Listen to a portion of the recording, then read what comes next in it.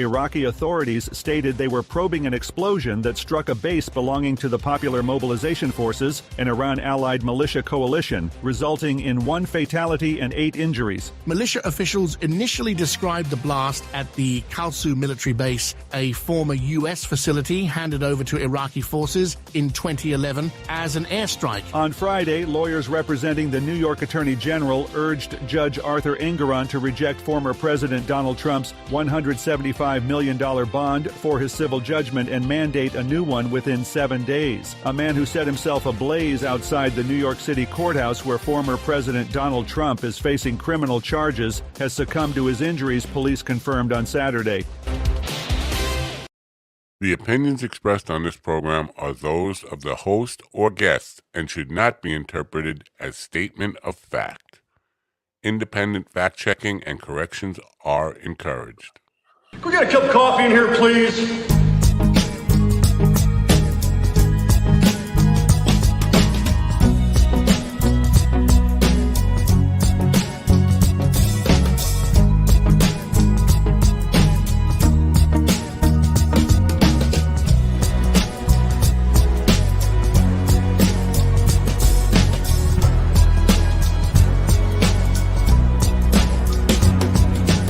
Damn good coffee, and hot.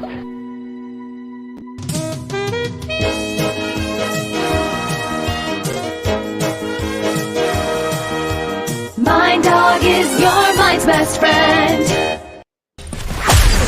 Wake up, America. You've got a dog that needs walking. That's right, sunshine. Just put on a big pot of strong coffee and get ready to type your little hate mail with your opinions about kumbaya and flat earth insanity.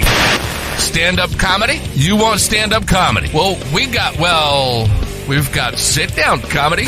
It's time for Coffee with the Dog. You make me laugh. I don't know so much about that. Laughing and all that kind of stuff. But we'll try our best. I think we'll make you sing or dance or clap and clap. I don't know. Maybe you get the clap. That's like a 20th century reference there. I don't think they even call it NPT clapping one. Good morning, folks. It's Monday. I hope your weekend went well. I hope it's a beautiful day wherever you are. Today is Monday, April 22nd, 2024. It's Earth Day and Passover. Happy Passover. I hope you get passed over on Earth Day or something. Karen Bella is our scheduled guest today. I believe she'll be joining us at around 9:15.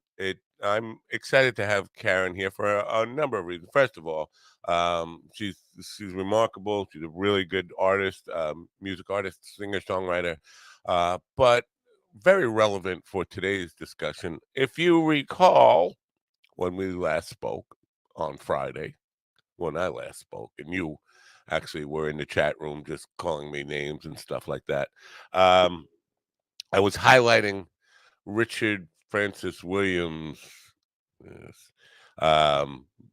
YouTube bit on Tony Hinchcliffe's Kill Tony show. And I said at the time we were talking about it that I had shared that video, and I made the prediction that if Brett Erickson saw that he would get defensive of Tony Hinchcliffe and mad at me. And both of those, that one double prediction came true. People are misunderstanding the whole Hinchcliffe thing from my perspective. Now, I don't know if Richard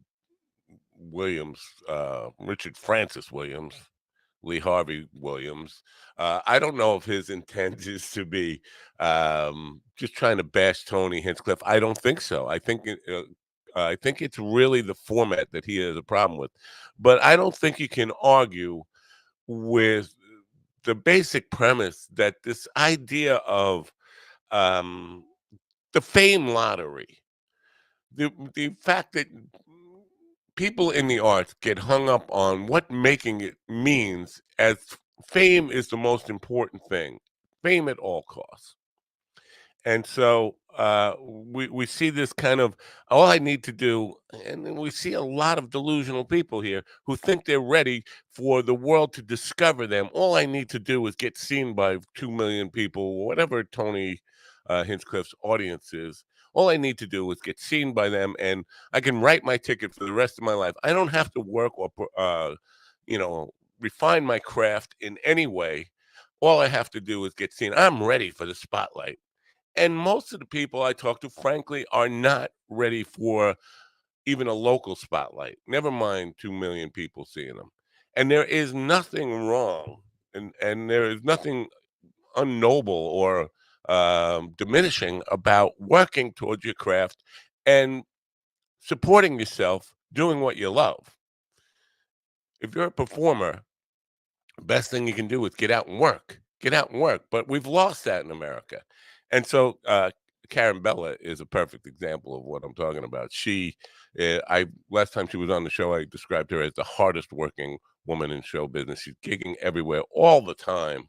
Very impressive schedule. She's going to be at the Long Island Music Hall of Fame on Cinco de Mayo, performing there. And so it's kind of a delight for me to have her on this day when I'm going to be talking about what it really means to make it fame at any cost. And I'm going to share with you a story as quickly as I can before I bring the gentleman in. And by the way, it doesn't look like Stephen, the sitcom Ortiz, is with us. I hope he's not back in the hospital again. Anyway, several years ago, I had a guest request to be on the show, and he said he wanted to talk about a gay bashing, quote, gay bashing. He got beat up, according to him, for being gay at a gay pride parade in Albuquerque, New Mexico. He didn't want to come on and talk about it. I said, okay, I will definitely give you a platform to highlight the injustice and hate crime that was committed on you. And as I got ready to go to air, I noticed he was sitting backwards in the chair in the little window where you see your guest before they come on. And I was like, what's all that about? So I introduced him. And as I introduced him, he did a big spin around. He had this Las Vegas showboy kind of outfit on with a jacket with no shirt. And on his shirt, it said, on his chest, he had written, Evan the Entertainer. What's this all about, man? I thought you were here to talk about a gay bashing. He said, I just got to get famous, man. I want to be on Ellen. I thought you were here to talk about your gay bashing. I am, but I'm a DJ and a singer, and I want and listen. I had seen his act because I did a little research on him, and he was not what I would call a singer or a DJ. He was somebody who sang way off key, tone deaf, with recorded music. It was a horror show. But there he is. He's trying to promote his thing. I said, are you really, did this gay bashing really happen? Because you're describing a hate crime. Did you report this to the police? He said the police would not take a report. I find that, first of all, if you're reporting a hate crime and your local police refuse to take a report on it, you go to the FBI. But he didn't follow up on any of that stuff. And so basically, he was just talking about the need to be famous. Famous for what? Doesn't really matter. Fame is everything. Fame is the goal. Not being good at something, that's not the goal. The goal is to be famous. And I think 3 generations of Star Search and American Idol and Kill Tony, to be frank, are just creating this, and the Gong Show. And listen, I went to be on the Gong Show when I was 16 years old. I understand, and my motivation was, just to goof it up and get seen, so I could show my friends I was on TV. Fame. That's what we're all about. We're not really about, quality or trying to really work to create something really substantial. And there's a lot of talk about gatekeepers, especially from comedians. Gatekeepers is a word they use a lot. Gatekeepers are good in my opinion, for me anyway. And now I know people are gonna, give me some pushback on this, but for me, to be honest with you, the gatekeepers kept me out, and I thank them for that. Well, I don't thank them, but they did the right thing. I did not have the talent to be on the big stage with the immortal rock stars that you see. I was a club level talent, and the gatekeepers for whoever they are, or for whatever it's worth. When I was a young man, go back and get better, work, and I created a life working in music at the level that I belong at. A lot of people have a delusion about I belong on the superstar. I belong on the big stage. No, you don't. I'm sorry. If you did, you'd be unstoppable. The gatekeepers would be begging you to walk through that gate. You're so good. We're going to be in competition to see who can get you to come through the gate. I know it's going to cause a lot of backlash from people who dreaming about stardom, dreaming about fame, and think that they belong. And there are also the other part of it is, if you enjoy those programs, you don't want to see them go away. And I'm not trying to cancel anybody. I'm just trying to get people to look at the big picture, the cause and effect of what these kind of gong show mentality platforms do for people. And people will argue, well, look at the few success stories that have come out. Yeah, Star Search gave us Norm Macdonald. Norm Macdonald's one of the greatest comedians of all time, in my view. But that doesn't make it worth it to the societal effect that it has on the dreamers and delusional people who don't want to work at their craft. They just want to get better. They just want to get famous without getting better. So we'll talk about that today, and I'm prepared to take a verbal beating from people in the chat rooms and all that kind of stuff. It's going to be, I think, a tumultuous discussion. But as I mentioned, Karen Bella, who is the example of working it, and not really concentrating on the results or the end game, but enjoying the journey of being a performer, enjoying the life of writing and creating, and doing it on our own terms. So hopefully she'll be here soon, and we'll have that discussion. Now, joining me now is Tim Scott, who yesterday posted a picture on his anniversary of him and his I guess, store-bought or model that he paid off from Canada to be posed with him for a picture on his anniversary, or supposed anniversary, and Ron Kane, who's just dead set on taking my spot. Would you like to point at a cup? Good morning, America. MindDogTV.com. When life gets hard, go to MindDogTV.com to get soft. MindDogTV.com. Saltpeter for life. Enjoy the suffering. What happens? I don't know. What happens when the host gets hard?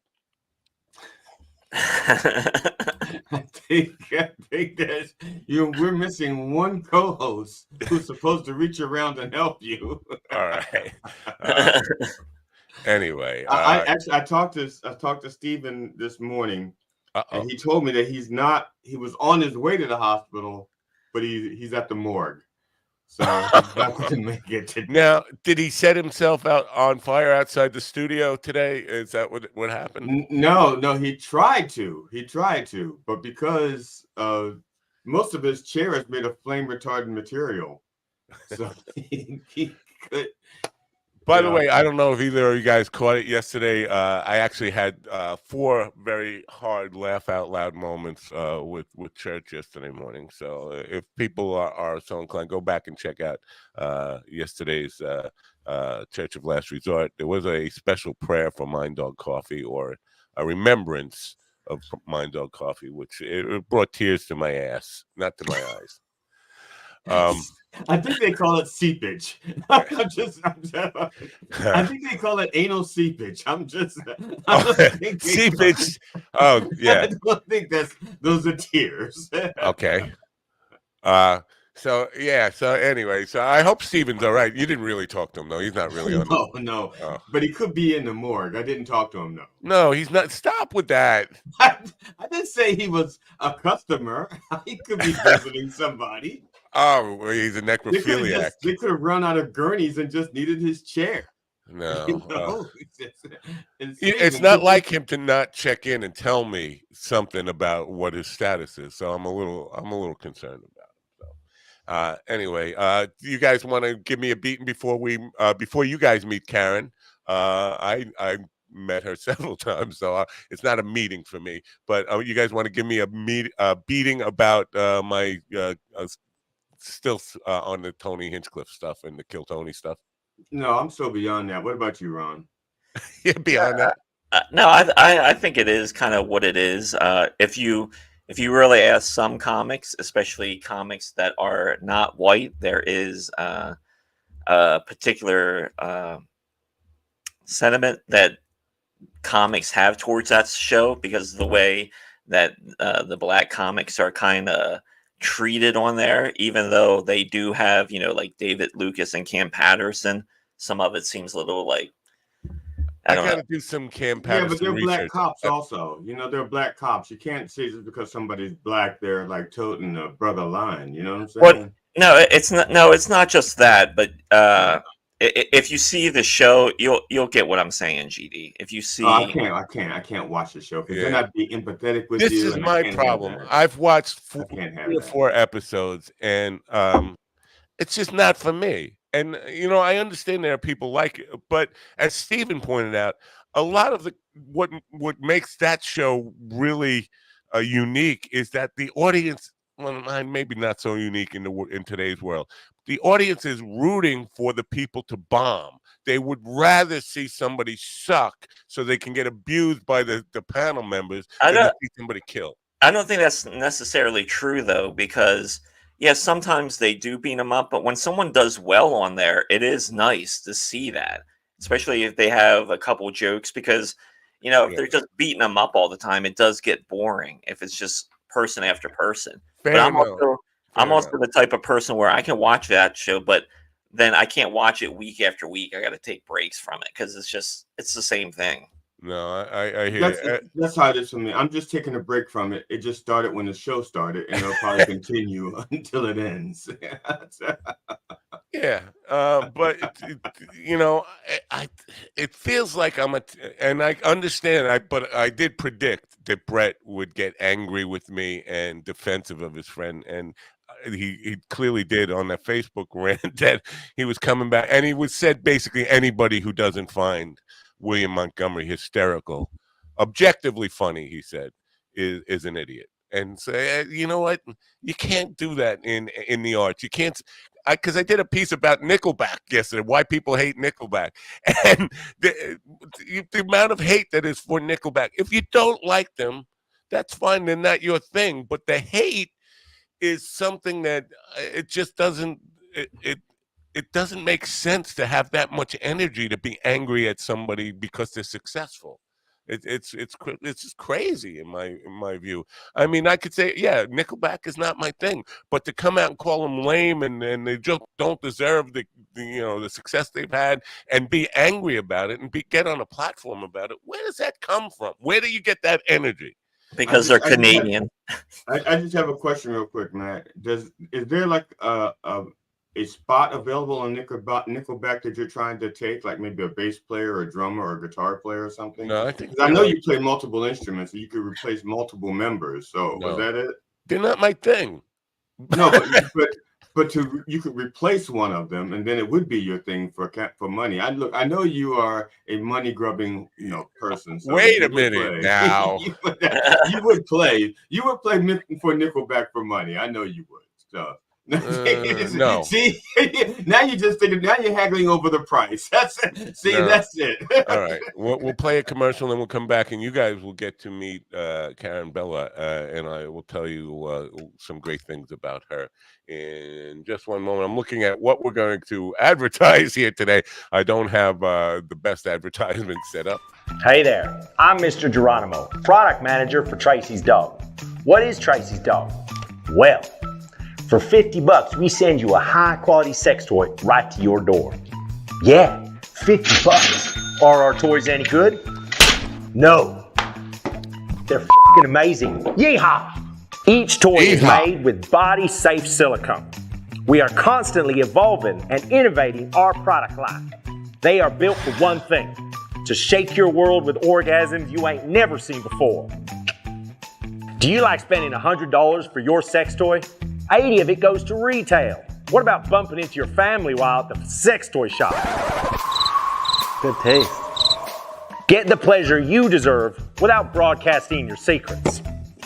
And think of all the money we're going to be saving you.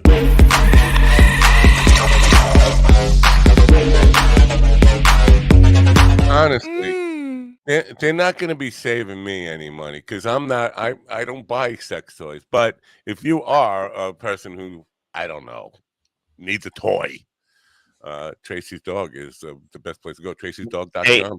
Hey, Matt, I don't think anyone at home listening to this was going, yeah, I'm worried about Matt's sex toys purchases. Oh, no, yeah, but saving money is always important to people. Yeah, but that's it. It's the saving money part. Saving money about part. The sex toys, because I would actually need to see them in action. I don't. No. If you're so inclined to go buy sex toys, you might as well save a few pennies while you're at it. That's all I'm saying.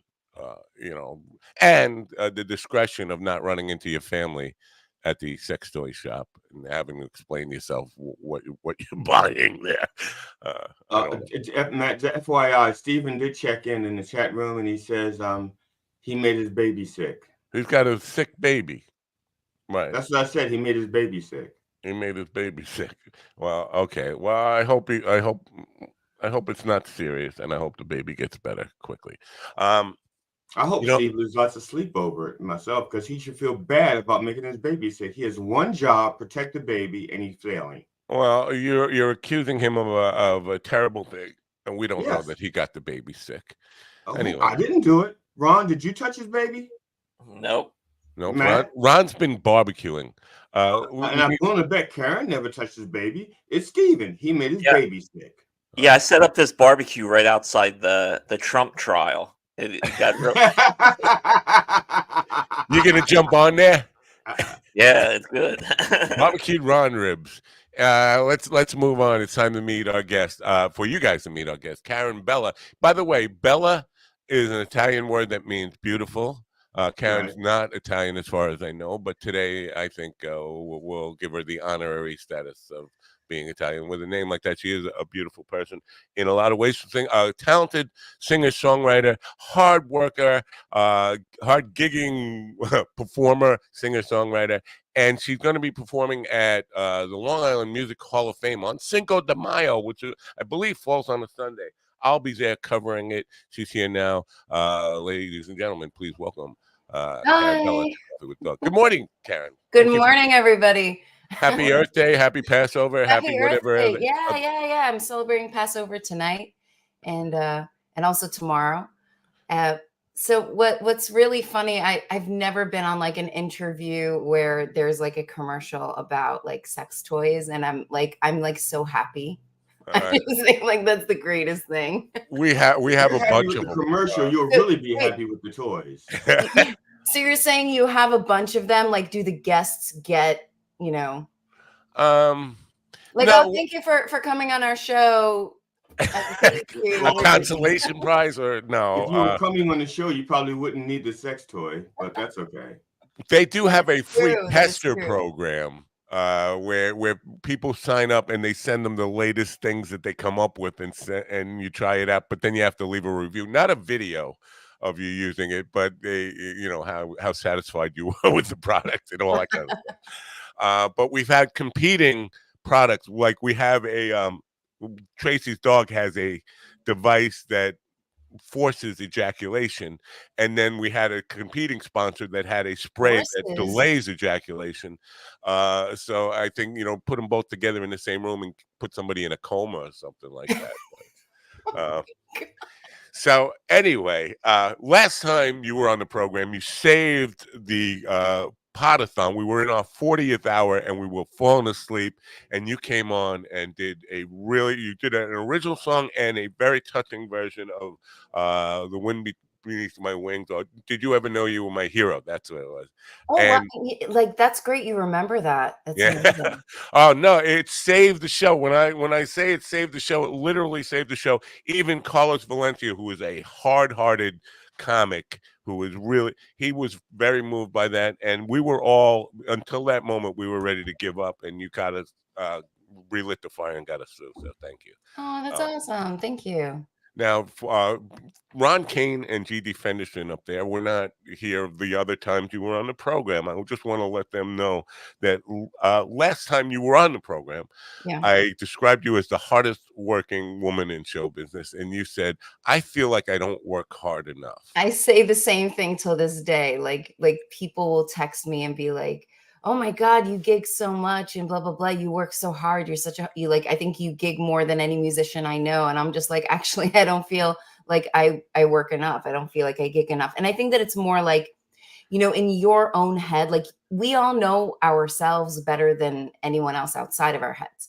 And so I know in my head, there are certain things that I feel that I should be doing. Like I should be making more videos. I should be doing more of this. I should be, whatever it is. And so I think that I give the definition of that I'm not working hard enough with specific things. But in reality, yeah, I am working a lot. I travel a lot. I perform a lot. I sing a lot. And because I sing a lot, that's why I take consecutive voice lessons weekly so that I don't damage my voice, and that I can, as I get older and mature, I want to be able to, keep this well. So yeah. Well, first of all, I'm very jealous of you. Every time I see like you're playing some places, like, how did I get in there? that's that's envy. That's not jealousy. Yeah, whatever. Jealousy is when you feel threatened by something. I learned that from Homer Simpson. So that's close enough to me. Someone else has. All right, I'll accept that. I misnamed it the emotion, but yeah, I look at your schedule and I think, man, that's so cool. But in reality, I'm too old to play that many gigs anyway. So, and I don't have your talent now. Part of what we've been discussing, and this goes back to a discussion from last week, is this idea of fame being the goal rather than people wanting to work and enjoy the ride, enjoy the performing, enjoy the creating and all that stuff. It seems to me that you have definitely embraced the life, and maybe I'm wrong about that. I'd want to get your perspective on this, that you love what you do, and that is a reward in itself, and wherever it takes you, it's going to be fine. Yes or no? Yeah, absolutely. Yeah. Would you like me to elaborate on that? Yeah, please. Okay. So, I'm sure a lot of artists feel the same way. A lot of musicians feel the same way. To me, music is something that was there for me when I didn't have friends, or when I was going through a hard time, or if I'm really depressed and I'm going through like a negative spiral. And the great thing is that art is always there. And because musicians are conduits, we channel something that's beyond the flesh. That's something that makes me feel alive and affects my humanity. And I think that music makes me a better person. Right. And so music is really, really important to understand yourself, to understand life, to digest things. And life is really hard. Life is really, really hard. And so we think that if we get all these things, all of our dreams come true. We think, oh, I want to be famous doing what I love to do. But then it's like, but why do you want to be famous?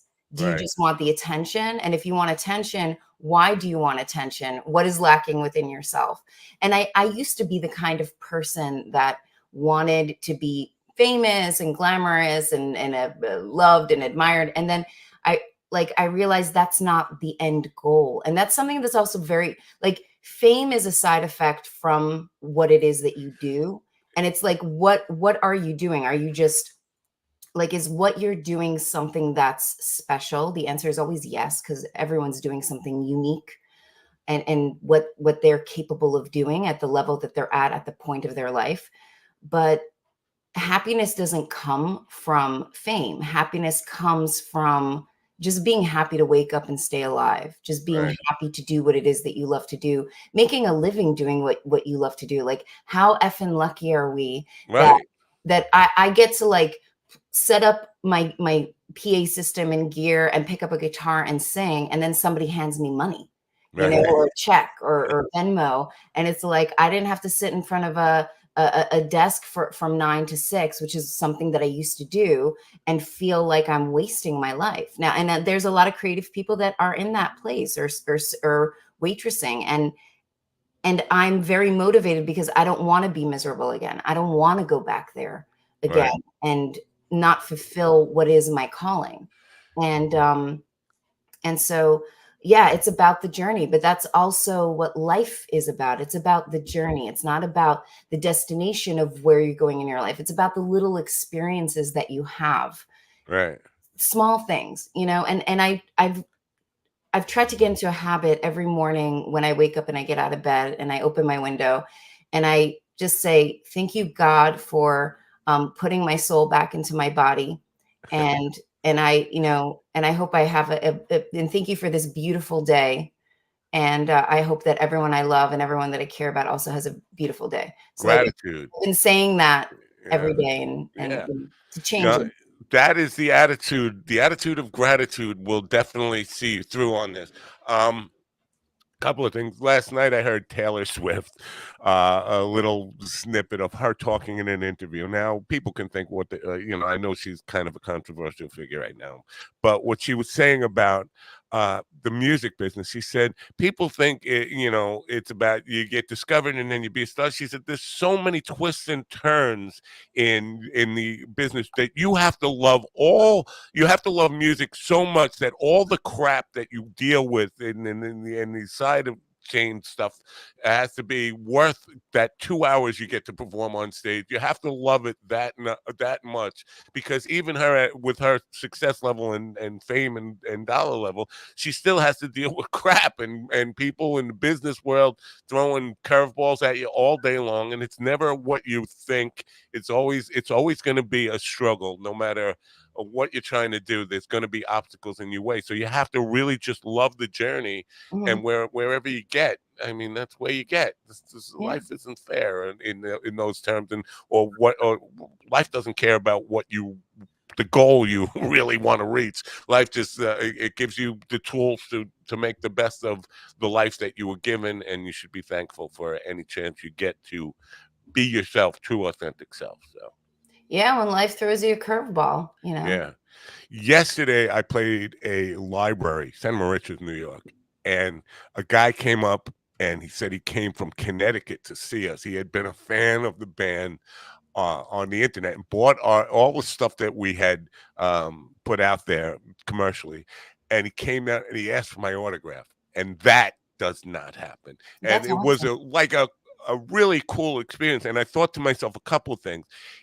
First of all, if I were famous, I'd take that for granted, because famous people have that all the time, and it wouldn't be that kind of a really cool moment for me. It would just be like I probably would be jaded by that, and you know that the idea of fame can spoil you to those kind of really connection moments with one of your people in your audience, and I think that does get lost. But we've been talking about this quick road to fame, and I think he touched on it. It's like, what do you want to be famous for? They just want the attention. People feel like they're nobodies, and I don't think that's a valid thing, but it's a perception that society puts on us, that if you're not famous, you're not a beautiful person. You know, you're not one of the Taylor Swift crowd, the the celebrated people. So I think there's a lot in that, but At the end of the day, I'm just happy just to have had the chance to play music, write music, and have people listen to it. I thank people for just taking the time to come and hear me. That's enough for me at this point. So. I have a question real quick. And this actually a question it could be for you, Karen, Matt, and Ron. Now, I'm addressing it to you, Matt, because you just brought it up. That was not the first time somebody asked you for an autograph? No, it wasn't. It wasn't the first time, but it doesn't happen often. Okay, but the very first time someone asked you for an autograph, after that, did you think to yourself, I need to work on my autograph signature? Because your actual signature is crap. Yeah, I was gonna say you look like someone, Matt, that has a bad autograph. You know what? The first time I ever did it, I was young, and I did have nice penmanship. But I did notice yesterday. But first of all, the guy Can you had show us? Do you have a piece of paper and a pen? Can you show us what your autograph looks like? I had a pen. Yeah, let's see what. So that our assumptions are incorrect. So that we can forge your signature on checks. That's right. I like the way you think. I don't know if you can even. No, can you see that? See some of it. That's all right. That's satisfactory. Yeah, well, yesterday was even sloppier than that, but it was with a Sharpie, like a felt. Oh yeah, that's almost can't. like writing on those computer screens when no matter how many times it's more like a sobriety. Yeah, it's more like a sobriety checkpoint, because if your signature looks good, then you're probably drunk. Right. But let's talk a little bit about twists and turns here and unexpected stuff, because the first time I had you on was right before COVID hit, and your birthday show was coming up. It was a release of an album at a very prestigious little place in New York City, and we were getting ready to celebrate your EP or release of an album or an EP, and it was your birthday show. And then COVID happened, and the show was kind of affected by that. And then everything was kind of shut down. That was a twist and turn that that we were talking about. Is you plan for things, but you can never plan on everything, and things go wrong. So talk a little bit about that experience. There are two quotes that describe that entire scenario, and one is "You plan, God laughs," and then there's another one that was written that's from a John Lennon song, that it's "Life is what happens to you while you're busy making other plans," which I have tattooed on me because it's so true. So yeah, I had like 6 months in advance planned this EP release that I worked on for 2 years with like amazing people. And at Rockwood Music Hall Stage 3, which is now closed. Stage 3 and Stage 2 are now closed, which is very sad. The side effects of COVID. But anyway, so I had this big show planned, all this money, the cupcakes were made, like everything was set in action, and like this freaking thing happened. And I was one of a handful of like New York City performers to probably do like the last show ever before COVID in the city. And it's just crazy about all that. And then it was just like a weird like 4 or 5 months of like, oh my God, like us musicians can't work. A lot of people couldn't work. And it's like, what do you do? And I had like a friend come over who worked in politics, and he just comes over because he was going to offer me a job. And then he goes, "Hey, Karen, I can't offer you a job because like of everything that's going on." And he's like, "But I'll buy a t-shirt from you." And I'm like, all right, fine. I'm like $20. And he like hands me this wad of cash of like $300. And I'm like, no. And I'm like, I can't accept this. And he goes, "Karen, you're not going to work for a while. Like, just take the money." And that's something that I remember, very, very deep in my heart. And like for about 4 months, I didn't do any music. I didn't work. And then it didn't happen until summertime, where music started happening like outside. And then I fell down and I broke my left wrist. Oh yeah, I remember that. Cord hand. And I was just like, oh my God. And I just moved into like this new place in Huntington that was like beyond my budget. But I just like kind of had that blind faith of like, okay, I got $4,000 to my name and my rent is like almost that amount, And I was just like, I'm just going to believe it's all going to work out. And it did. I healed, and things slowly got back to like normal, right? Right. And I've been able Is to pay it? my rent. I don't know if it's quite normal, but we're working again. Yeah. I mean, as normal as you can be, Yeah. you know. Yeah. Like I've had COVID 5 times. People are getting COVID all the time. It just is what it is, and you have to live with it. You have to understand people are going to get sick. Some are going to recover, and some aren't. And you do the best you can. But I do believe that modern medicine, very advanced, and it's going to continue to advance as time goes by, and we're going to figure out a way to treat this in a way where it's going to be like as simple as the common cold. Yeah. I really do believe, because I mean look at how we've advanced with so many illnesses, finding solutions and different vaccinations and things like that. So I think everything's going to be fine with time. Yeah. What did you play during that period? Did you play any places that were just completely like wow? Like I played a pizza place parking lot with trucks going by. Did you have any of those like strange gigs during that? Yeah, and a little part of you dies inside, but you get through it. It's just a gig. It's only a couple hours. It's annoying. And I've learned, like, when I perform somewhere and the place forgets to turn on the music, I've learned to just not even care. I'm just like, whatever. Like I'm doing a gig. They want to keep the music on. Like, that's fine. I don't make big deals out of things as much anymore. I've learned to just be more calm with things, because my brother said something to me, like, he said, because I was like, I'm such a sensitive person. And I asked him, how do you not be sensitive? Like, you just handle things so differently. How do you not get emotionally attached or get upset about this?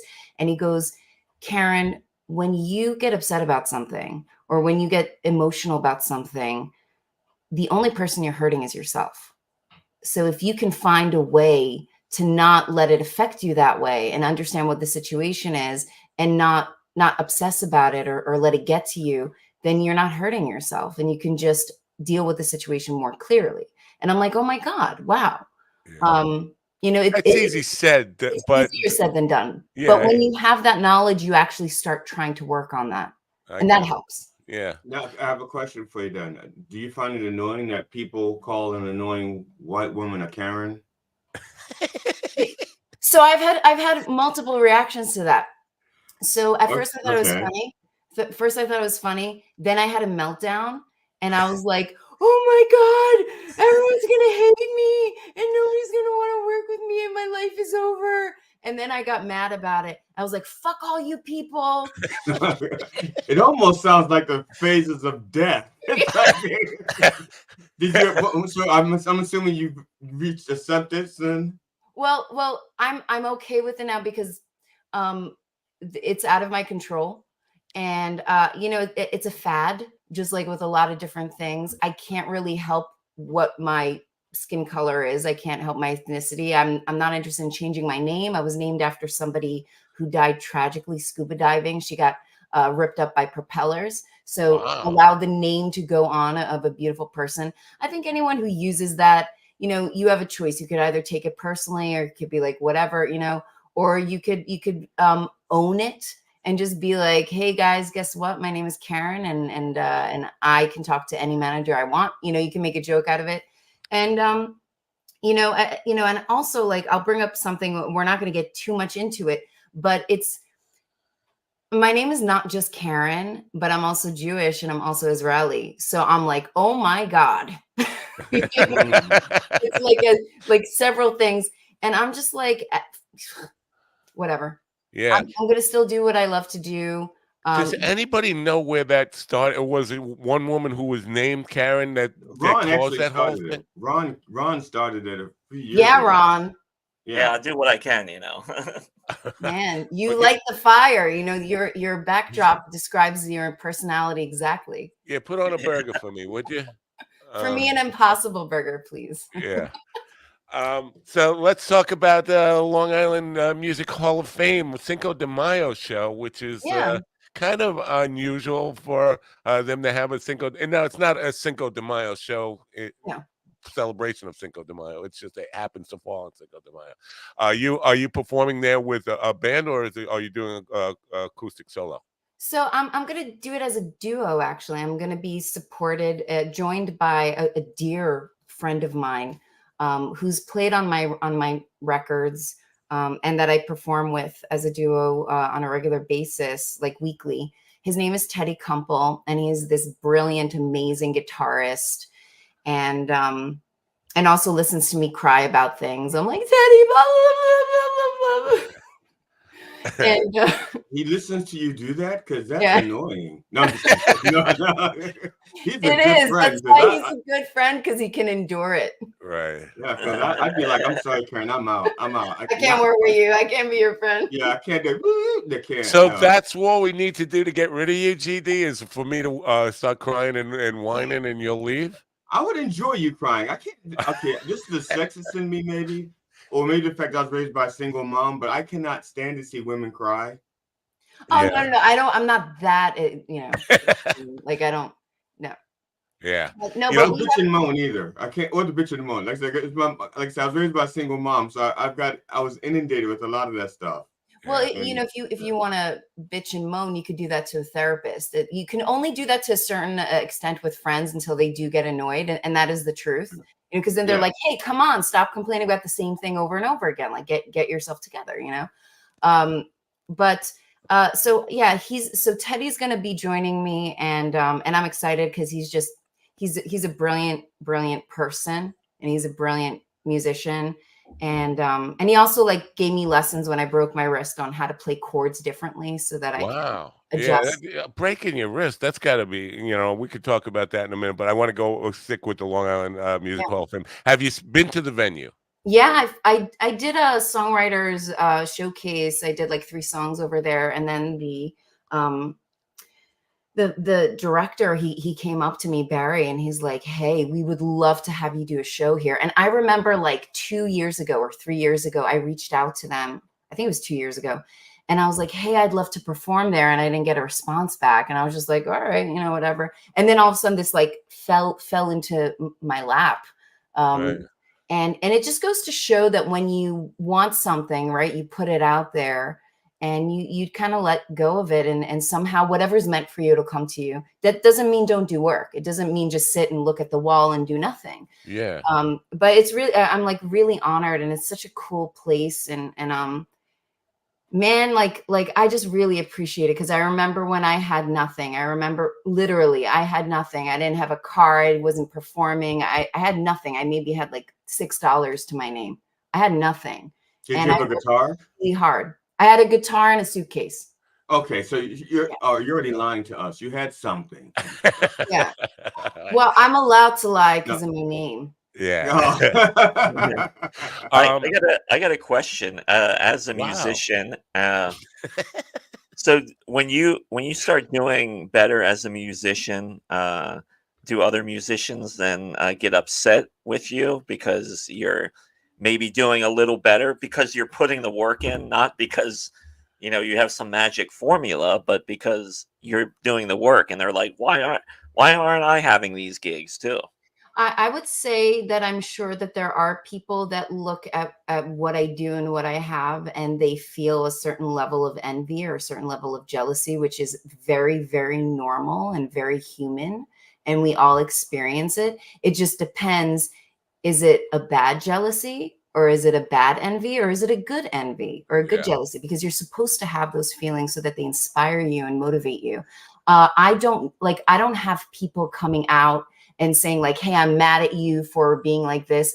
But I've noticed like a lot of people back away from me, or like people that were my friends aren't my friends anymore. Or I've had situations where people are become manipulative, very rare, and they start saying like, "Oh, you're trying to outshine me," or whatever the situation is. And I'm just kind of like, that's not the person that I am. Like, I'm actually, I'm very confident, right? But I'm also very tender, and I'm also very self-conscious. And I also feel like I'm not good enough, because I feel like I could be better. And, I think a lot. I'm a big thinker. And so, I know what kind of person I am. I've also been put in my place, you know, in the past, and I've grown. You know, I'm 40 years old, so I've grown a lot as a person, and I do deal with these things, but it's more silent and maybe behind my back. And I've learned like I don't care that much anymore because I just want to be a happy person. And the real secret is that when you see someone's successful and you see someone's doing well, actually get closer to them because you can learn from them and you could be inspired by them. And Very I cool. try to surround myself in a circle of people who are positive and very like extremely talented, like from my opinion, to the point of like that they're aliens, they're not from this world. And those are the people I want to surround myself with, that they support me and I support them.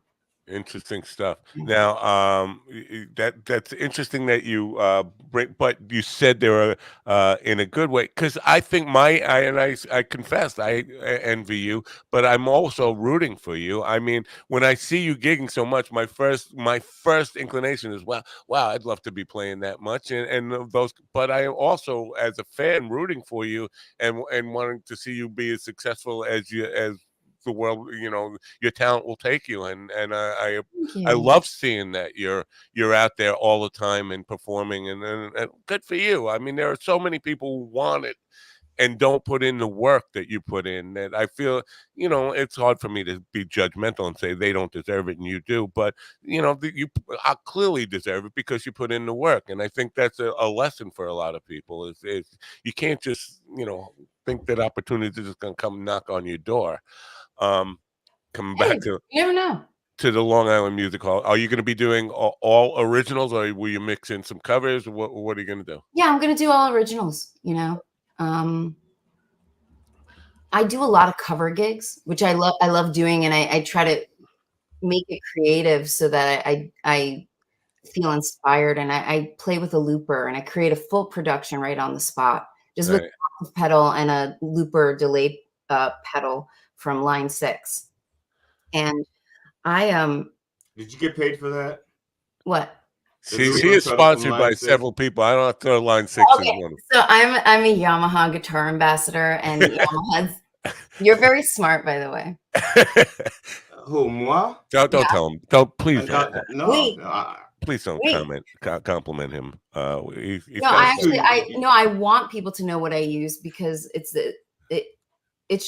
great. You don't even need a lot of gadgets and gadgets to get like a full production sound. Like I use the acoustic guitar, create a percussion with the acoustic guitar. There are other people that have done that before me.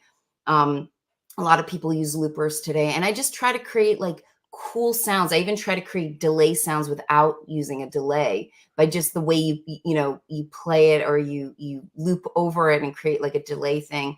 And it gives me originality and creativity when I'm doing cover stuff. The fact that I'm performing at the Long Island Entertainment and Music Hall of Fame, I really want to get that opportunity to do my original music, because I don't get that option enough. And to also have people like really paying attention to you. You want to take that opportunity to share your music and to tell people what I wrote this about, what I went through. And I know music, like in middle school, listening to certain artists, like it saved me because I didn't feel alone. I was like, oh my God, this artist is speaking my language of like my pain and stuff. Right. You know? Yeah.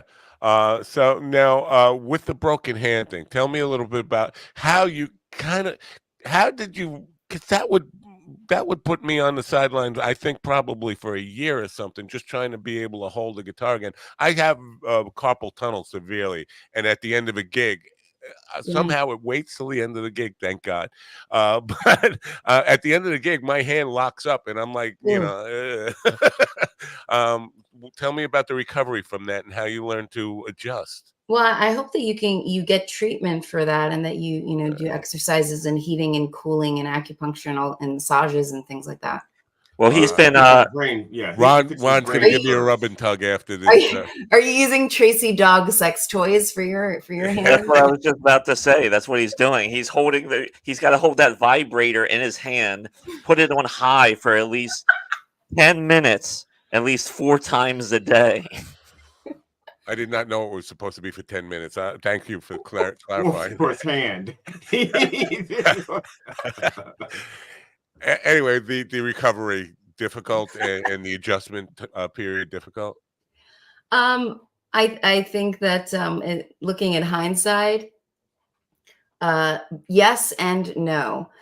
It was difficult emotionally because you're like, oh my God, am I going to be able to play again? Is my risk ever going to be the same? But I started playing after about two months. Not well, but I was able to get the muscle memory back. So like I would want to play like a C chord, right? But my brain knew how to do it, but my hand was like, and it couldn't do anything. And there was an article that a friend of mine brought to me that was about Tom Petty. And in 1984, he was in the studio and he punched the wall because he was pissed off about something. And he like shattered his hand. And it was his cord wrist. And doctors from all over the world were like, listen, you're never going to be able to play again. And he's like, F that. And he got the surgery done. And 9 months later, he was playing again. I think he was taking medication to like help with that pain. But that article really inspired me to believe that everything's going to be fine. And it took about 2 years for my wrist to feel like effortless, like I could do stuff. It's a long time while you're going through it, but looking at hindsight, it's actually not a long time. And it was a blessing in disguise because it made me rely more on my looper, which I was just starting to work with. And so I had no choice but to play whatever chords I could do and then sing. And then I had to like build up the strength in my fingers. So I started soloing, which I wasn't doing before. I was just a rhythm guitarist. And it actually made me start to solo and go for it. And now I solo and I do things that I never thought that I could have done before. Like, very cool. So you recommend breaking your wrist for other musicians who are just starting out? Wait, I'm sorry. Could you repeat that again? You recommend breaking your wrist for other musicians who are just starting out and need to develop a new skill set to go develop more tools to go with their. I think that everybody should break at least one bone in their body throughout their lifetime, purposefully. Oh, purposefully to get empathy and like depending on your media performance or whatever. It's like if you're like a skier, you should break a femur or something and feel like I understand. At least. Well, I would say, look, if you're, I don't want anyone to break anything, right? Realistically, a leg. But if you do break your wrist, right? And I had to have a surgery to put it back together. And like, I have like this cool scar. I don't know if you could see. It's like now skin. Yeah, wow. I got this cool scar thing over here. Yeah, there we go. Yeah, looks like you're a cutter. Yeah, yeah. It's like I swear I didn't do this myself. Yeah. But the thing is that you got to take a bad situation and turn it good. And that was an example of it. And not everybody's lucky. Not everybody is able to get the same stuff from their injury. But I had an amazing doctor. And he said to me, if you don't get this surgery, you're probably not going to be able to play again. And I was just like, okay. Because I was more afraid of the surgery, that it was going to mess up other things. I would be too. Now, I some people would have said, now, Doc, because you said probably not, I'm not going to worry about it. But if you say never, now you're challenging me. That's like Tom Petty was challenged by the fact that you said you'll never play again, Yeah, of course. It's a realistic fear of having something that you already had that was given to you and now it's taken away from you. Right. So, anything, I've lost my voice for a year, God given, God take it. Huh? Where did you find it? Because some people look behind a dryer immediately. Found it in the woods. It was in the couch cushions. That was my spare change. I'm sorry. Before I let you go, I'm really curious about this because you're a really talented songwriter, and I love your original music. Thank you. I heard John Mayer speaking about a change in how he writes music, and I just want to get your perspective on this. He said, basically, when he was younger and up until the last 5 or several years here now, he was the kind of guy who music would come all different ways. It would sometimes start with a guitar lick, and he'd find a way to put lyrics or a melody on top of that. He says now, if it doesn't come all at once, all at the same time, in other words, he's playing and the words and music come together and melodies come together at the same time as the rhythm and stuff. He said it's basically worthless in his view, which I find not to be true with some songs that have inspired me a lot. I know they weren't written in that way, but your songwriting approach, does it all come to you at once, or are you like I am a constructor? It could start with a beat, it could start with just the words, but it starts as a process of, I have a bit now, how do I support that and take little pieces and put the song together, rather than it coming all at once? What is your process for putting songs together? I think it's different every time. Every time? Every time. Like I was making a salad and making myself breakfast, and all of a sudden I was like thinking about a situation that I'm in, and all of a sudden I just got this like song, like just a melody. So I grabbed my phone and I like sang the melody, and then as I'm eating, I was getting like more ideas. So like if I played it for you, like you'd be like, oh my God, she's like singing with like a mouthful. So I'm like, oh, blah, blah, blah. Blah, blah, blah, blah. You know, I don't usually write like that. I usually like I sit there and I pick up a guitar or I play chords on the piano, and I come up with a melody and some words. Sometimes I only write a few lines and I walk away, and then I approach it the next day or a month later. Sometimes it takes me a full year to finish a song. Like you write a verse and a chorus, and then you don't touch it for a while, and then you revisit it. Sometimes you get an idea from a dream, you wake yourself up. Sometimes you're in a conversation, somebody says something. It comes in all different directions.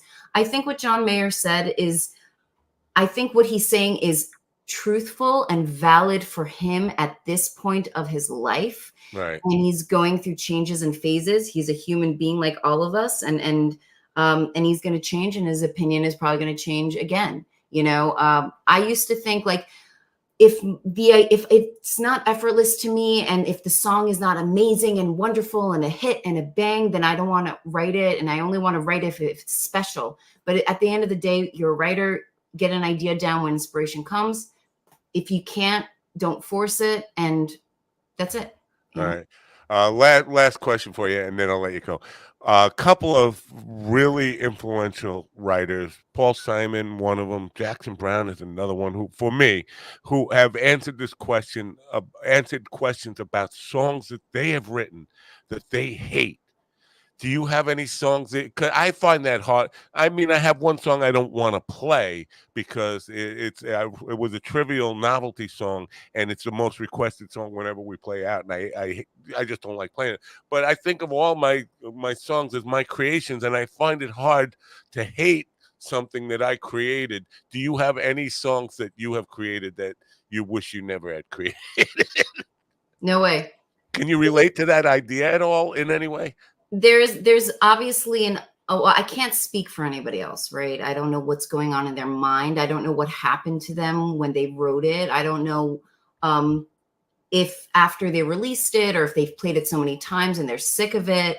Maybe the hatred that they're talking about is like, I'm just sick of hearing the song, or everybody always requests it and I don't want to do that song, right? I think that I don't have children, okay? I have nieces and nephews. I compare my songs to like almost like it's like your child. And when you work with a producer, when you're polishing it, or a co-writer, you're raising that song, you're polishing it, you're developing it, just like you would to any living thing that you take care of, including yourself.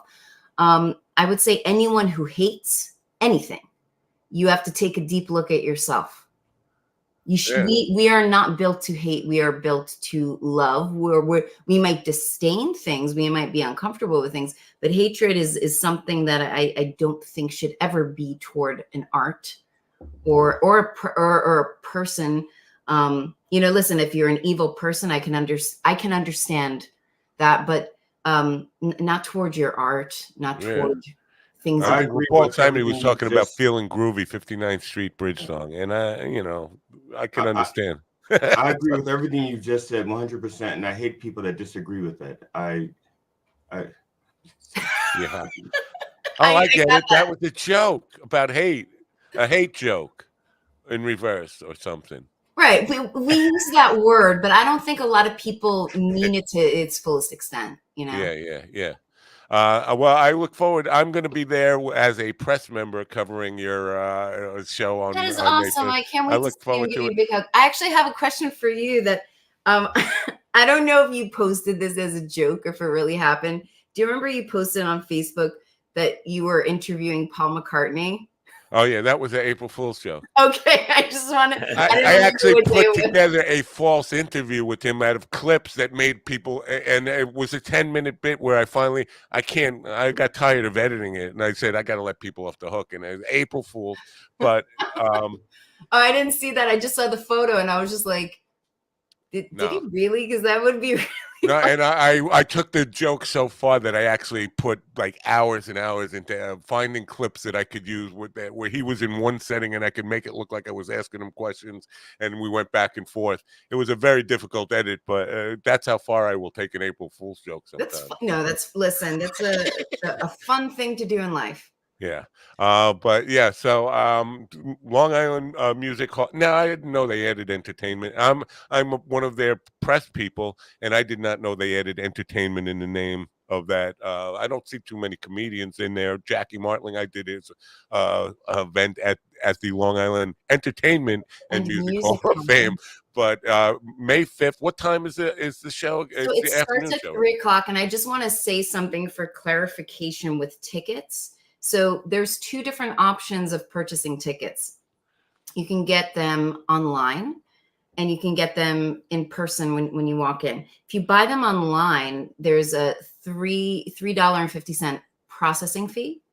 And there's two different options of purchasing tickets. So you can buy a ticket that includes the Billy Joel exhibit, and you can go to the performance for free, right? It's included, and that costs a little bit more. And there's adult, student, and senior prices. Or you can just buy a ticket to go into the Hall of Fame, which is upstairs, but you cannot go into the Billy Joel exhibit. That's a little bit less, and also adult, student, and senior prices. And if you buy it in person when you walk in, you don't have to pay for the processing fee. So I just want people to know that and understand that. Because when I was trying to promote it, I was like, what is all these options? And like, what is it? Like I had to like be a detective and figure it out. Don't give people too many choices. Just this. It comes in vanilla. That's it. But so I just wanted to clarify that. All right. Thank you for that. And thank you for being here. And we look forward to a great show. And hopefully I'll get some stuff to share. Now, if people want to learn more about you and your music, they can go to KarenBella.com. Simple as that. And support her on Spotify and wherever the streaming service is. And listen to some good stuff. My favorite is Jack Honey. Thank you. We'll see you again soon, and good luck and continued success. Thank you for being here. Thank you so much. It was nice to meet all of you, and I'm gonna go check out Tracy Dogg's sex school. Good luck with that. Tell Mind Dog sent you. Thank you for being here, Karen. Bye. Right, later. Bye, everyone. Bye. Karen Bella. Very cool stuff, man. I don't know that whole. I appreciate what she did with the clarifying this stuff, but I think you want them to sell out in advance, and if they're going to come in at the door and to save the $350 processing charge, you're not going to sell out in advance. So I wouldn't do that, but I'm glad she did. I have a question for you, Matt. All right. Are you like? How often do you use your capo? Are you like a capo fan, or you know what? I do use a capo. Probably every show I use it at least once or twice. It depends, because we do a lot of covers, and if the original was done with a cover, I will use a capo. Or if sometimes, like what we have a couple of weeks ago, we had a sub drummer who did things in weird keys, and I'm like, I'm not going to try to transpose this in my head. I'm just going to put a capo on just to make things easy for myself. I don't write with a capo generally. I will on very rare occasions, but most of the time, like, I don't use it all that much. I use it sometimes. I broke a capo in the middle of a show, and I got this really cool capo. I don't have it here, but it's got a roller on the back of it, and you can use it on your thumb to you use your thumb to move it up and down, so you can move the capo while you're playing and change keys while you're playing. Wow. It's really weird. Takes some skill, but why did you ask that question? Are you a capo guy? Only by purchase rights. Each guitar case has a capo in it. I don't use a capo. Even when the song needs to be transposed, I just do it in my head. Usually, I don't. Well, that's easy enough when it's really easy chords, but when you get into like some really complicated chords, sometimes same thing. Progressions, same thing. I'm the only time that I relied on a capo when I used to play in a church group, and we had like 4 guitar players or 5 guitar players. And so I would capo 7. I would play capo 7 just so I could get more. We have more range, because everybody else was playing like without the capos or capo 2 or 3. And Rod, how often do you use a capo in your comedy? Very rarely. I would think so. So what's that bulge in your pants then? It's just my cock. That's Tracy's dog. Oh, I thought it was a capo all this time. Let's listen to some news. Would you like to listen to some news? No, you wouldn't, but we're going to anyway. How about that?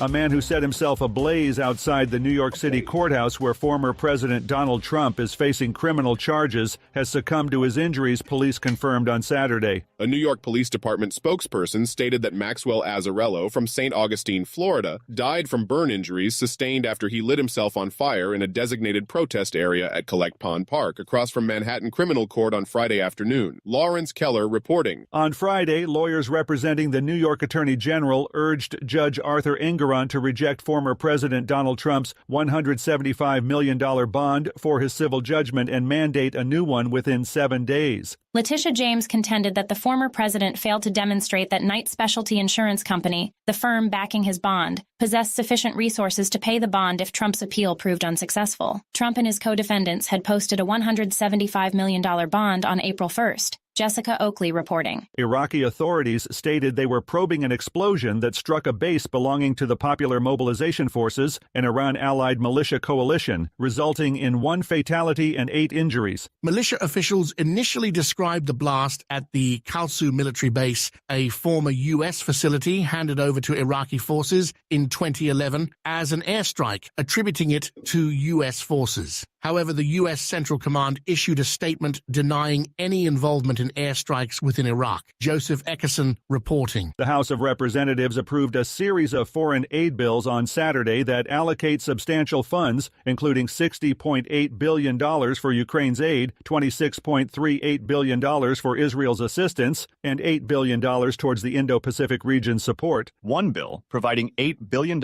in military assistance to the Indo-Pacific area, including Taiwan, passed the House with an overwhelming majority of votes. Democratic Representative Rashida Tlaib from Michigan was the sole member who voted present. The Ukraine foreign aid bill secured passage. Liam White reporting. More.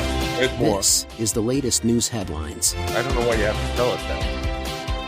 Tesla slashed $2,000 off the prices of 3 of its 5 models in the United States, another indication of the challenges confronting the electric vehicle maker led by billionaire Elon Musk. The company reduced the prices of the Model Y, a small SUV which is Tesla's most popular model and the top-selling electric vehicle in the U.S., as well as the Models X and S, its older and more expensive models. Prices for the Model 3 sedan and the Cybertruck remained unchanged. Paul Gomez reporting. In a groundbreaking union election on Friday evening, Volkswagen workers in Chattanooga, Tennessee voted to join the United Auto Workers Union. The workers cast 2,628 votes in favor of union representation and 985 against, according to a spokesperson for the National Labor Relations Board. The employer will commence bargaining in good faith with the union, with parties having 5 days days to file objections to the election. Kevin next Sanders story, reporting. The House passed legislation Saturday that would ban TikTok in the United States if the popular social media platform's China-based owner fails to sell its stake within a year, though the app's removal is unlikely anytime soon. House Republicans' decision to incorporate TikTok into a larger foreign aid package, a priority for President Joe Biden with broad congressional backing for Ukraine and Israel, expedited the ban after an earlier version had stalled in the Senate. Ann Parker reporting. A chaotic scene unfolded at a park in Greenbelt, Maryland on Friday afternoon when gunshots erupted amidst a large crowd of high school students gathered for an unsanctioned Senior Skip Day event. 5 teenagers sustained injuries in the incident, according to police reports. Law enforcement officers from multiple agencies had arrived at Shroom Hills Park to monitor the assembly of 500 to 600 students when the gunfire broke out, as stated by Greenbelt Police Chief Richard Bowers. The situation rapidly escalated from an unauthorized student gathering to a scene of violence and trauma. Kyle Norris reporting. And that's the latest news headlines with Alan Edwards. Latest news headlines. And here's a bomb for you. Hey, I think somebody must have hit the stop on the bomb before it played through, and it wanted to play just that end silence. Let's talk about some of these things. I'm going to start with the fire guy. Do we know if the guy who lit himself on fire was a Trump supporter in support of Trump, or was he a protester on the other side trying? I don't know. What was he was basically a nut. He had his conspiracy theory. No, guy set himself on fire was crazy. Well, I said basically. I mean, but it's like sometimes they have an actual purpose, like a single focus, like the monks back in the good old days when they used to set themselves on fire, you know, around Vietnam and stuff like that. This guy just had it was almost like he had a potpourri of conspiracies in his brain, a smorgasbord of crap. And do you know if he was a Trump guy or not? Or not? Do we know anything about the guy? Like what his political leaning? Not that obviously he's not going to be voting. But I just wonder. I think he voted by mail, though. I think he already put it in the ballot in the box. I think he voted by mail, and he's going to be one of the people that they're going to complain about who voted dead. One of the dead people, but he already mailed it. He mailed it off already. I think it's going to come out that he was a Trump supporter, especially if he's into conspiracies and shit like that. What was he trying to achieve? Like get people to run out of the courtroom and so that Trump could run away? I mean, what was? No, I think because of Trump's porkiness, I think he was trying to make himself into a delicious barbecue dish for Trump, hoping that Trump would eat him. Therefore, be part of him forever. Yeah, so it'd become part of the conspiracy theory, man. Yeah. The story about Trump farting he was falling asleep, but then last Friday, this is the weirdest thing. Like Ben Marcellus from Midas Touch, this is a legitimate lawyer and reporter talking about Trump farting and knocking people out, and people were suffering with the smell. This is what the world has become. We're reporting on farting in courtrooms now. But it's not done that with Giuliani, because with Giuliani there was actually sound when he did it. I think there was sound with what they said it was an audible, loud fart. Yeah, but with Giuliani's was recorded, I think. Right? Yeah. No, they played the clip and you could hear it, and he still denied it. Yeah. Well, it's not like he's got a great diet either. So, but there was, what was it, like 6 months ago, like one of his former staff in the White House came out and said, Trump has a distinct smell of ketchup, makeup, and farts. That's what he smells like. Yeah. People from The Apprentice said that too. Celebrities have come out and talked about the guy doesn't smell right.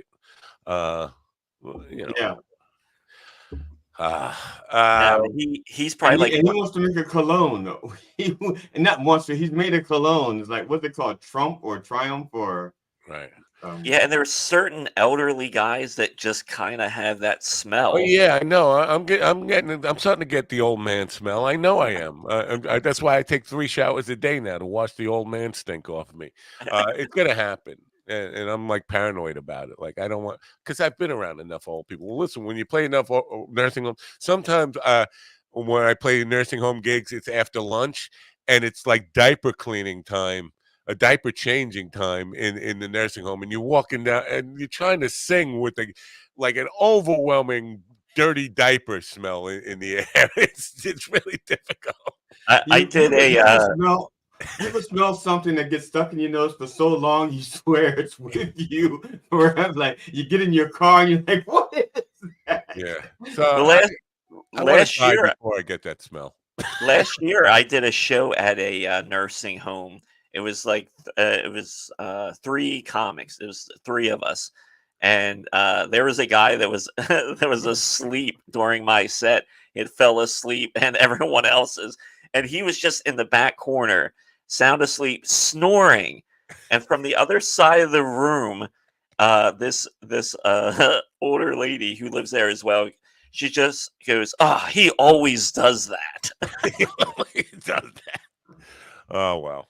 I did a show at a senior home, and there was this one lady I did this show by myself, so I did like a little bit over an hour, and there was this one lady for the whole hour. Most people like after they have like a half an hour attention span, and then they like zone out. It's like, I'm sorry, I can I go now? But there was this one lady the whole time. She's just like this, just laugh the whole time. And so when the show was over, the people who had hired me was complimenting the show and everything. And I said, there's this one lady, and she says, you did really well because most people check out within a half an hour. I said, I had that one lady back there, and she was like into the whole thing. And she goes, oh, that's Barb. She does that all the time. No, I have at one of the nursing homes there's a laughing girl who basically she's laughing and smiling the entire time. Like her face must hurt from that. But I learned after several visits there, I figured out that she's doing that whether there's somebody here entertaining or not. She's just always doing that.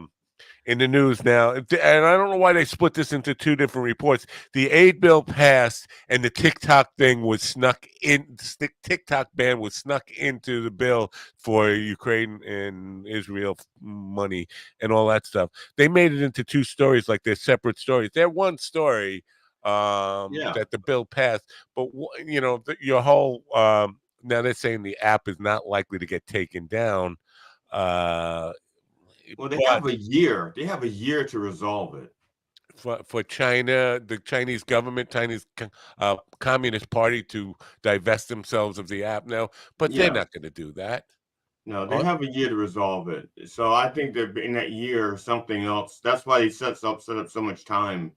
So they can look like all that's not really the point I was trying to get at. Is like the point is there's no business for a TikTok ban being in a bill about foreign military aid to whatever your thoughts on those actual wars are.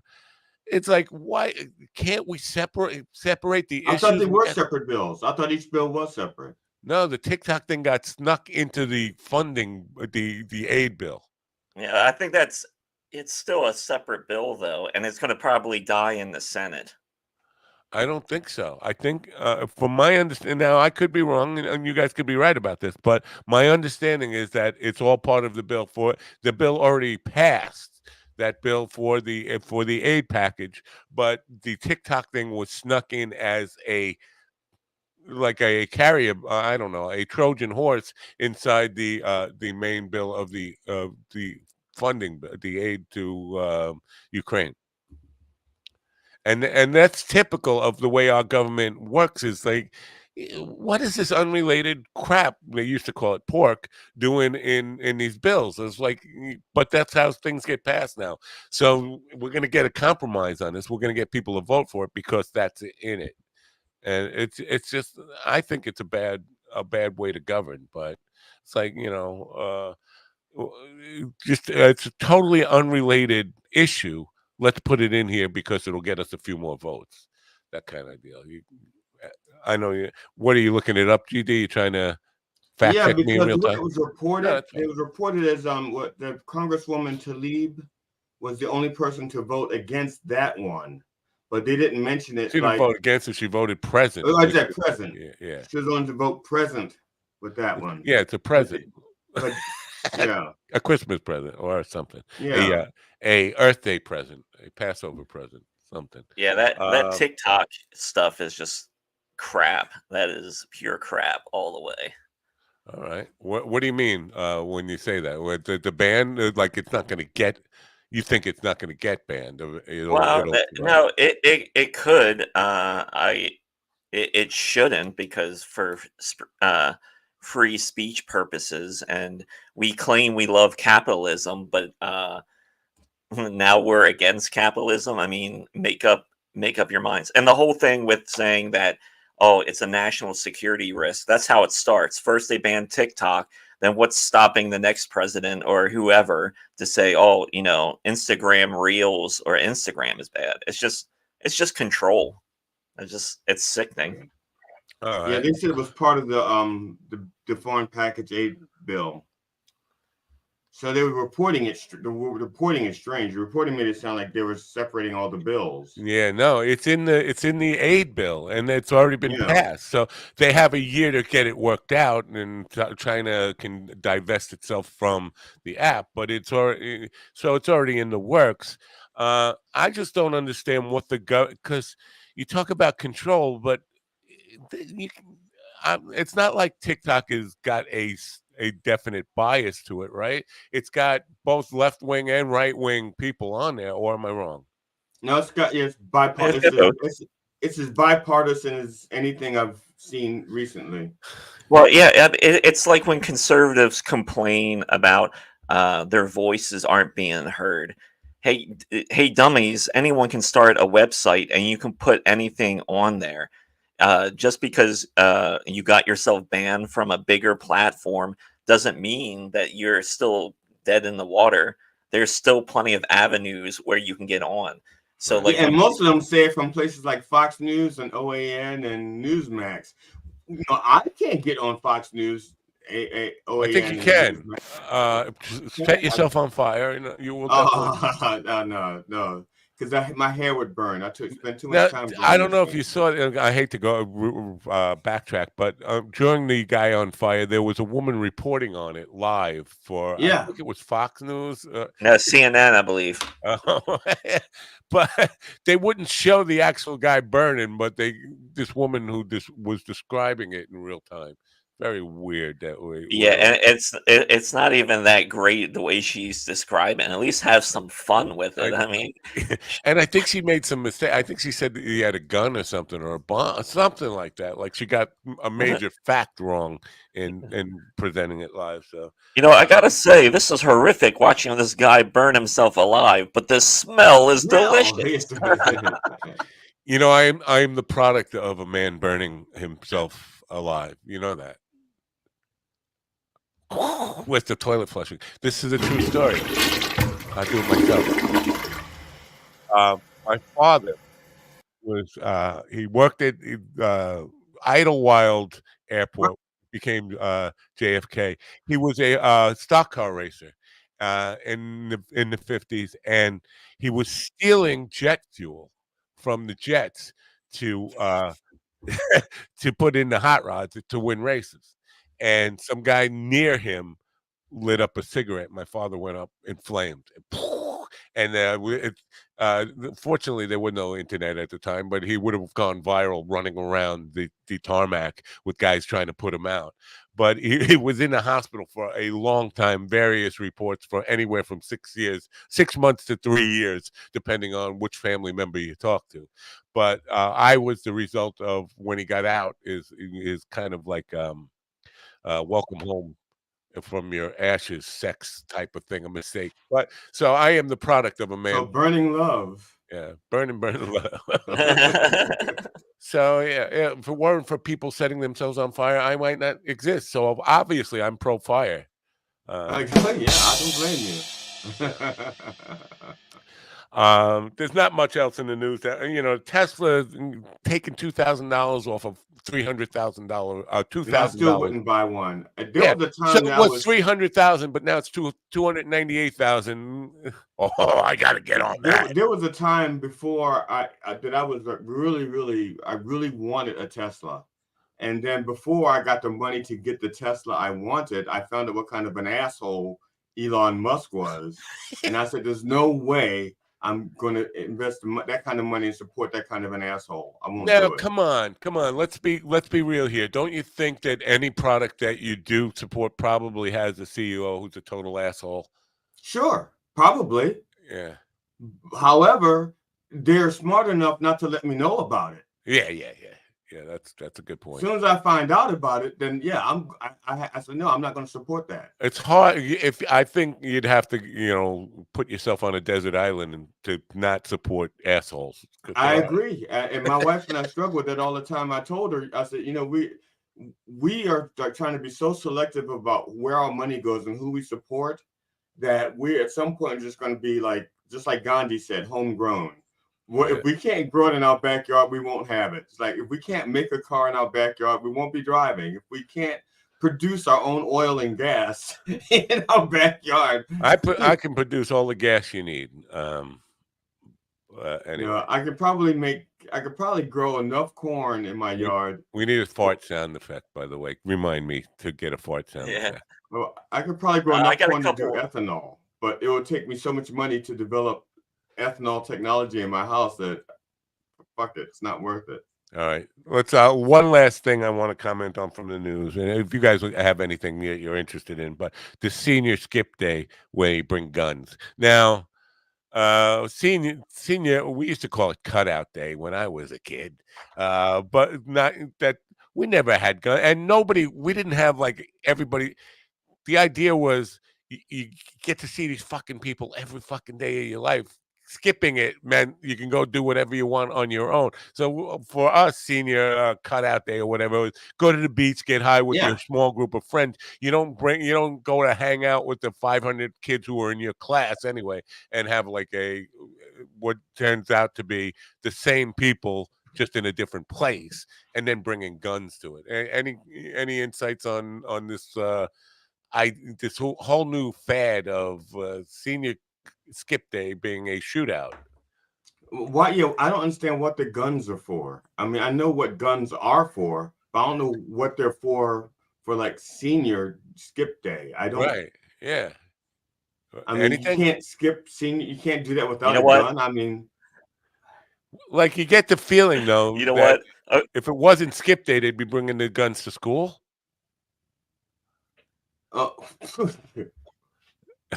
I don't know. I mean, guess they can shoot their way out of school. I gotta step in here for a second and warn everybody. This is what we call a boomer moment. Everybody, these two older guys, they don't understand the kids today. The kids love bringing guns everywhere, and these boomers are gonna be out here trying to harsh on your vibe, man. Don't let them do it, man. They love that. They don't have the riz. These boomers don't have the riz. We need a overlay that says boomer moment alert or something like that. This is like a flashing thing. Just for the record, my vibe is not a boomer vibe. You get it from Tracy's dog. Yeah, my vibe is a wise old black man vibe. Yeah, boy. Oh. I got caught with my hood on. Well, hood on. You take a look under the hood. Your hood ornament. Yeah.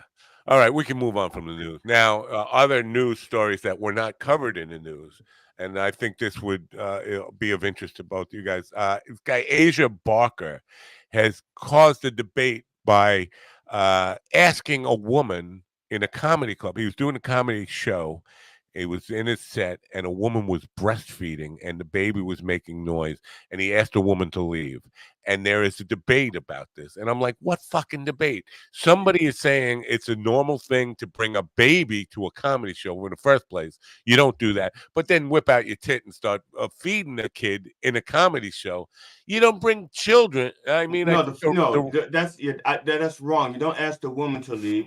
You ask the baby to leave. He was the one that was making the noise. The woman was fine. Just have her sit there and leave the tit. We don't know that for a fact. She could have been saying, ooh, ow, ouch. It's got teeth.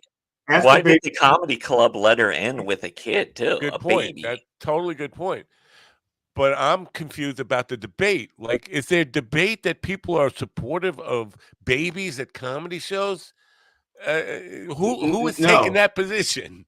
No, the reverend at his show says you can bring a baby, but his ticket is that baby's ticket is $1,000. Yeah. So yeah. You know, I had little kids at one point, and they grew up regardless of your efforts. Yeah, but you got to be a parent, and you got to have some self-respect for other people. I mean, taking your baby to a comedy show is an asshole move right from the get, because a baby doesn't belong at a comedy show. Every parent knows that. I understand when a parent takes a baby to a movie, because maybe they couldn't get a babysitter, and if the baby's quiet, what does it matter? I mean, the breastfeeding is only part of it. There's so many levels before this that, because I hate when you go to breweries now and there's kids running around. Yeah.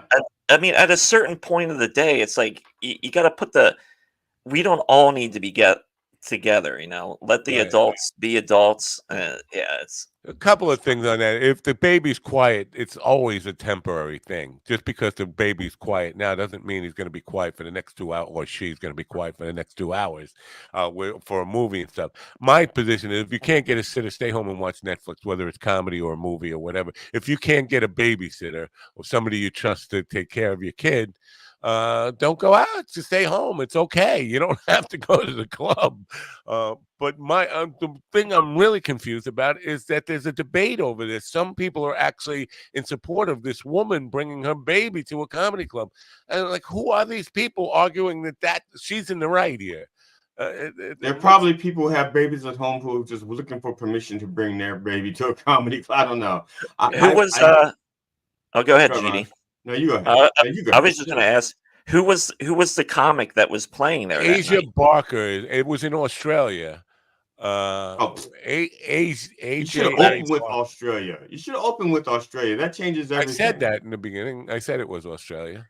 I don't even think they have laws in that land. It's all run by criminals, right? And that's what I thought. Yeah, I think they should be thankful for wholesome milk. Yeah, the wholesomeness of motherhood. They should be grateful. All right. Well, I mean, it's neither here nor there, or it's somewhere. It's in Australia. It's not New Zealand. I was booked for a particular show I was booked for an adults only show, and I look out and there's 2 kids under the age of 13. First of all, adults only is 18 or over in my mind. So there were 2 kids that are under the age of 13, and I went out to the parent of one of them. And I said to them, I said, you realize this is an adult show? And they go, well, yeah, he's heard it all. I said, okay. And I looked at the kid. I said, tell me all the bad words you know so I know which ones I can use. And the parents looked at me like, what? And the kid just didn't know what to say. I said, no, go ahead. I said, it's okay. Your parents say you already know them, so they know you know them. Just go ahead and tell me the words you know, so that I can just, do my routine, and I can, and he just stares at me and he wouldn't say anything. Encouraging. I said, ma'am, I'm not worried about my words, because but I'm worried about some of the images I will create with my words, and some of the things you're going to have to explain to your child when you leave here. I would have been taken back a little if the kid started getting really highbrow with you. Well, there are no bad words. There are only bad people and bad intentions. That's me. And that's my kind of kid. That's the way I was raised. I'm like, okay, he can stay. It would be like jury duty. It'd be like voir dire. It's like, Your Honor, this one can stay. Let me go talk to the other child now. They left within about 10 to 15 minutes of my set. Yeah. Well, you know what? We got in trouble. We played a Republican fundraiser. Now, I don't ever want to play a political fundraiser again. I wasn't told, just to be fair here, people think I'm being a hypocrite about this. I wasn't told it was a Republican fundraiser. It was at a boat launch place, Captree State Park. It was an outdoor show. When I get there, I find out it's sponsored by Joe Saladino, Senator Joe Saladino's Republican Party, and it's like a fundraiser or something. And there was we played one of my songs, it's called "Love Song," and the line in there is, "Do you want to get naked in the back of my truck? Come on, baby, let's." And a woman ran up to the stage with her kids and like, "Stop!" And I was like, telling Mike, "I told you we shouldn't play this here. There are kids in the audience." But being told like you can't, and we never say the word "fuck." We just stop at. And then I break in, and it's like a baby fell out of the window. I thought that his head would split, but luck was with him that morning. He fell in a bucket of shade and cream. Right. Yeah. It's like one of those jokes. But even though we never really got to that point, the woman was outraged. Like, you can't say, like, you know what? Do you have television at home? I think, kids have heard it all. When I was young, boomer moment, boomer alert. When I was young, that wasn't on television. Kids didn't hear all that kind of language. Now, the kids have probably heard worse than mom and dad. I'll say I grew up with Red Fox albums in the basement. Red Fox, Wildman Steve, all those. Yeah, I grew up with that, hearing that in the basement. Why in the basement? Then after the song. That's a good question. That is a good question. I think we went to the basement because that's where Jeffrey Dahmer was. No, we didn't want our parent. The other kids to come over because my mother was the only adult. That's because that's where the parties were. We held the parties in the basement. That's where the other. Yeah. All right. So that's why we had a record player in the basement. All right, that makes sense. And the kids would come over because my mother was like the only adult that had dirty records in their house that kids had access to. Dirty records. I like that. Dirty records. Yeah, the ones that you don't wash the fingerprints off of, the vinyl ones that have the thumbprints all over them. Yeah. Filthy records. What Matt is forgetting to tell us is that he played that song, then they brought up Rob Schneider for some of his Asian American humor. There was a fundraiser last night for RFK Jr. I keep calling him RFK Jr. Okay, it's an old habits die hard.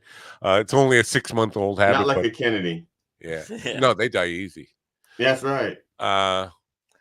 But Rob Schneider was at it. Now, Erica Rhodes was at it, Dave Landau, a bunch of cool people. And I thought these people were pretty much... Like Dave Landau is basically a guy who he has been on Anthony Cumia. He was a co-host with Anthony Cumia. He was on Steven Crowder, but he's not necessarily a right-wing guy. If you listen to his comedy, it seems like he's more of a left-wing guy. Somehow, I'm going to get in trouble for this. Somehow, your principles have a price tag on them. Yes. And you can be paid enough to go on Steven Crowder, even though you disagree with what he says, or paid enough to go on Anthony Cumia. But now he's kind of doing a fundraiser for RFQ, which kind of, I don't know, it's mind-blowing to me because that's neither left or right. That's, I know I'm at a step with the most of America, but I think he's Joe Rogan with a frog in his throat. Or a frog penis anyway, even if it's not the whole frog. Yeah, conspiracy theories, theory right from the get-go. And people say, well, what conspiracy theories? I think you can name 20 or 30 conspiracy theories that he's put out there, including the idea that COVID was engineered to be have a certain sect of the Jewish culture and Chinese people immune to it, which is that's a conspiracy theory. No matter how you always like this. He was not always like this. I'm nice to listen to him back. Well, if he was like this, he never said it openly. Because I used to listen to him back with I think his name was John Papantonio, I think it is. and they used to call themselves like America's was a Ring of Fire, and they were called America's Attorneys. Wow. And they were like down the middle, just facts, just like attorneys are supposed to be. I think he's a bullshit artist. I really do. I think he's just he wants to get elected president. I think he really wants it, and he'll say he's like Trump in the effect that he will say anything to the people in front of him.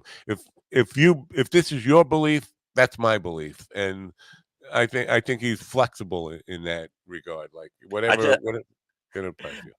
There is a article on like NBC News just the other day that came out where they're actually talking about how with RFK running, it actually hurts Trump.